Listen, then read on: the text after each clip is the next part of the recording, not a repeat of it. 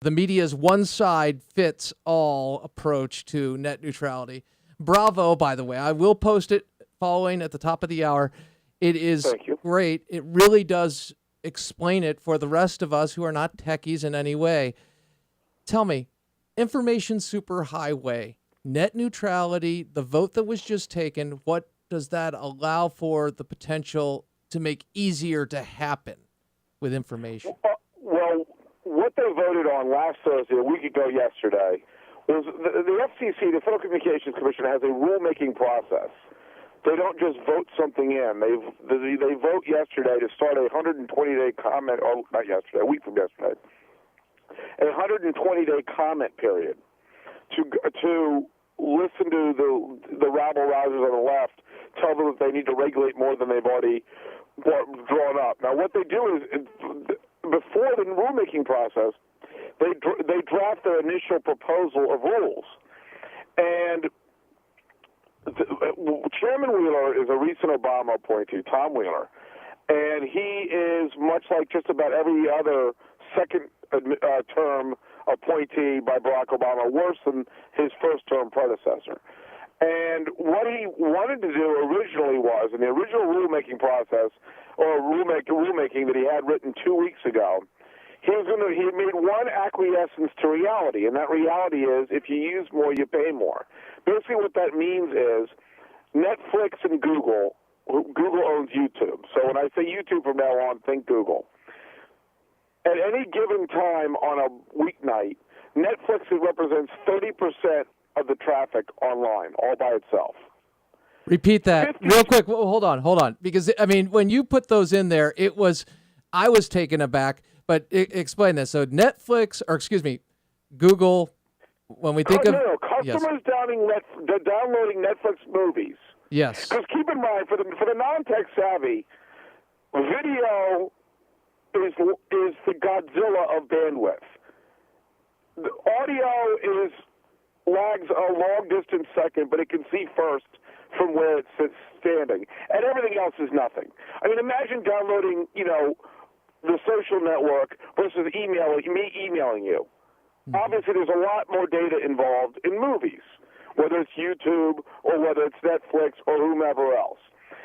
Streaming video, Hulu, all these things, right? And the streaming music, the audio, Spotify and Pandora and all those things.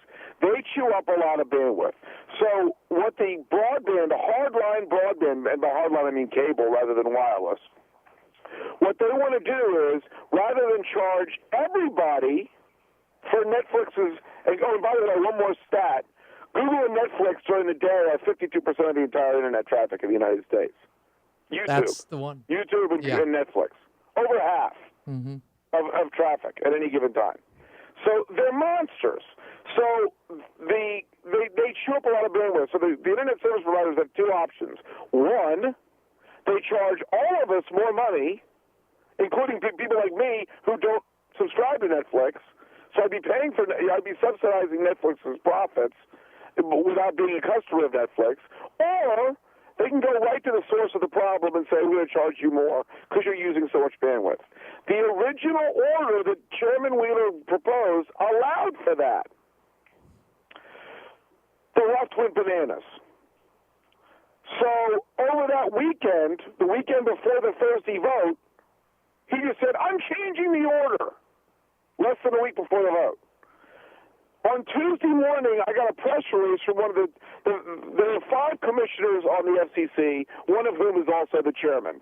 3 of the president's party, 2 of the opposite party. So it's 3 Democrats, 2 Republicans. I got a press release from one of the 2 Republican commissioners on Tuesday morning saying, neither my office or the other Republican office, that would be Ajit Pai and Michael O'Reilly, those are the 2 Republican commissioners. Ajit Pai's office sent out a statement from Ajit Pai saying, we have not yet received the amended order, and we have to vote on it in less than 2 days. So that's a little obnoxious because that's like, voting on a bill without reading it, right? Mm-hmm. So they finally got it Tuesday afternoon. In the amended order, he changed it and said we're not going to allow, we're going to really strenuously look at allowing companies to charge bandwidth hogs for being bandwidth hogs. So he made a fundamental cave to the left. Now, what the left really wants, and we've discussed this before, is Title II reclassification. And what that means is the last time Congress addressed communications policy, 1996. In 1996, they said the Internet is so new, we're going to leave it alone. We're going to classify it as Title I. Title I is very lightly regulated, no taxes. It's a beautiful thing. And shockingly, when the government leaves something alone, it turns into a free speech, free market Xanadu. Well, the left doesn't have a regulatory hook in the Internet to reel it back in.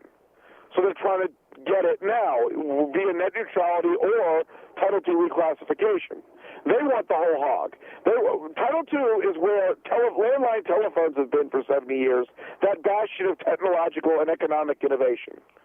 So they want to regulate the Internet, as complicated and complex as that is, the way they regulate landline phone lines. So not only is it a bad fit just from a regulatory standpoint, it's a huge anvil being dropped on the World Wide Web. And that would be awful. And, of course, it would greenlight the government to tax the Internet because, of course, they tax landline phone lines. So that's what the left wants. And he said at the meeting last Thursday when they voted on it that he wants to hear why he should. He basically said, I want to hear why I should reclassify. So people like we should call Chairman Wheeler, Democrat Commissioner Jessica Rosenworcel, and Democrat Commissioner Minion Clyburn. For people who recognize the name Clyburn, she's the daughter of Jim Clyburn, the congressman from South Carolina, and tell them to leave the Internet alone. It's amazing what it's done. You know, it ain't broke. Why is a perpetually broken government trying to fix it? So that's what's happened. That's what happened Thursday a week ago. And since then, of course, we've just been watching the fallout. And I wrote that piece on Monday for Newsbusters because I started out by saying, what's the one thing that's worse than the Jurassic Press not covering your issue? The Jurassic Press covering your issue. And ABC's This Week with the very diminutive George Stephanopoulos. He's not as tall as his name. And PBS's Gwen Eiffel, the NewsHour, both hit the issue and did it very one-sided. The only outside opinion they mentioned was the left saying they're not going far enough. They also failed to mention that the FCC has twice before imposed net neutrality and twice had it unanimously thrown out by the D.C. Circuit Court, which would, I think, lead people to believe, okay, the Internet's pretty cool. You know, why are they trying to change it? Why are they adding stuff to it? And then when they hear, what do you mean? Well, they've tried twice and they're trying again? Why? What are they doing? Why are they trying to do this? And of course, by leaving that out, they don't reach that conclusion because most people don't know that they've already tried it twice.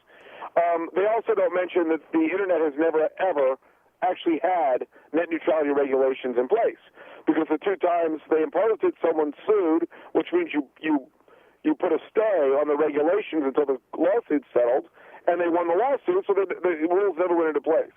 So if the average American knew we've never had these regulations, and look what the Internet's done, why on earth are you trying to muck it up?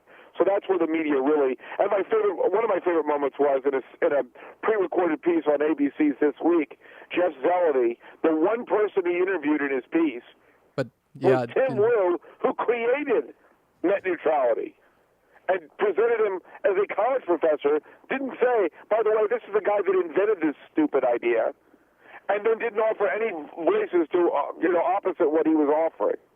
So it was a very interesting little excursion into broadcast excellence, if I may bastardize Rush Limbaugh's slogan. Tell me this, the charging for people using greater amount of bandwidth, that happens now. That happened without net neutrality or regulation. Is that correct? Yes, and that's part of the reason they rushed this through. Because one of the Democrat commissioners, Jessica Rosenworcel, said, we're rushing this. We're getting too many comments. We should wait at least a month, because they have one meeting a month. We should wait at least a month to vote on this. And the chairman said no. And I wrote a piece that said, there is a way for you to get more time. Vote no. Join the two Republicans, vote no, and then you have a lot more time to think about this. Yes, in the recent months, first, it all started with ESPN. ESPN was talking to internet service providers to say, if they're using our app for our content, it doesn't count against them. And here's the other thing.